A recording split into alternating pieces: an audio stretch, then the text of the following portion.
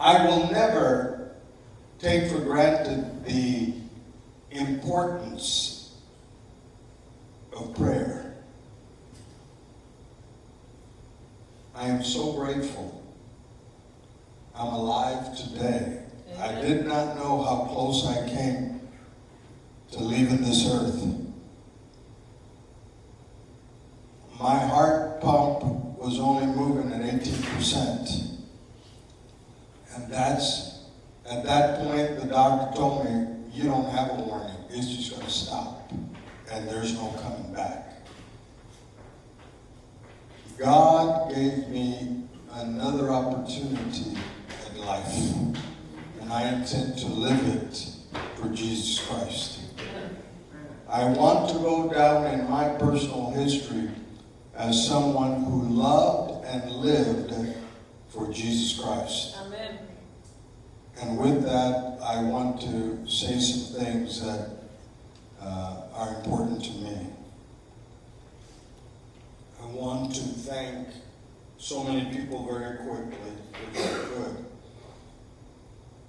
I want to thank my pastor friends that I meet with on Thursdays. Brother Jesse, Brother Cliff, Brother Fred, Brother Tom, Brother Fernando. I love you guys. Thank you and your congregations for praying for me. It means so much to me, and the times that we were able to speak. Cliff, thank you for letting me know that your doctor just happened to be my doctor. And those words of encouragement were fantastic. I want to thank my brother-in-law and my sister, Danny and Thelma, and their ministry friends from all over the country, and as I understand, outside of the country and other parts of the world, that were holding me up in prayer. Thank you so much. I'm so grateful. I want to thank Pastor Ed, who, through his persistence of being concerned about me early on, before I knew anything, kept calling and kept telling me, the Lord told me, I need to pray for you.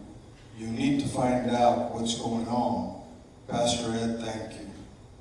Because of that, I went into the doctor, and the rest is history. I want to thank Pastor Ray as well, and the congregation of New Hope Ministries in Denver that have consistently been praying for me all this time. Thank you. I want to thank my friend Hank Bustos in Cheyenne, who we had a wonderful conversation. And buddy, I love you, and greet our friends in Cheyenne. And for you and Alice, thank you. You're so kind. I want to thank my brother Rick Carter, who came up to see me. It meant the world to me to have my brother come and just visit with me and spend time. I love you, Rick. You are my brother. I want to thank Nelda. And I want to thank Nelda because she contacted one of our class leaders from my high school, Barbara. And they put my prayer request on their link so that my classmates were praying, and I so appreciate their kindness toward me. They prayed for me, and all these classmates of mine from Edison High School, 1973, thank you. I am so grateful. I want to thank Olivia and Natalie, my son-in-law, because through them, they contacted their so many friends, and they lifted me up in prayer as well. From different parts, different locations, from high school and college and work. Thank you, girls. Thank you, Dad. I love you all. I want to thank my mother, my mother-in-law, for consistently calling on me and finding out how I was doing, keeping me in prayer. I want to thank my sister-in-laws, Sandra and Rita and their families, and Joseph, for being so kind to me, bringing meals to us at the house. Thank you so much. I love you all. I appreciate, and I'm so overwhelmed. I want to thank my nephew Isaiah, who was the go-to individual in our family that would run back and forth and do things for us, for me. Thank you, Isaiah. I want to thank my daughter-in-law, Sasha, and my grandbabies. Them coming over to the house, cheering me up before and after, making me laugh. Although I couldn't laugh too much afterwards, felt like a bowling ball had gone to my chest all the way to my back, so any movement hurt in those early days. But I want to thank them so much. I love my grandbabies and I love my daughter-in-law. I want to thank Joel, who called on me. That meant the world to me.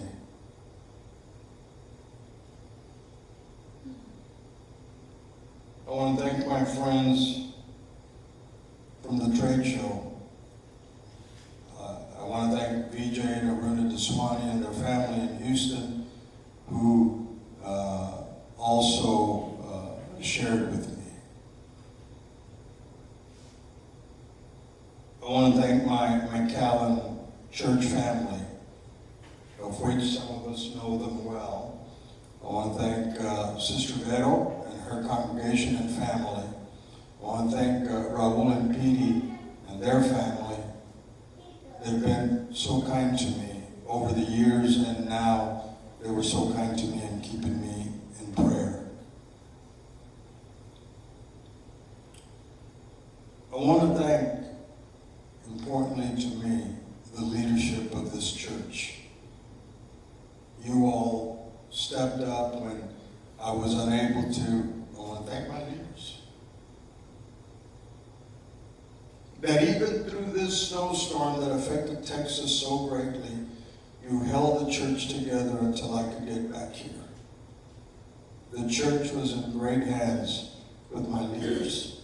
And I think if we could, congregation, if we could give our leaders a good round of applause for what they did.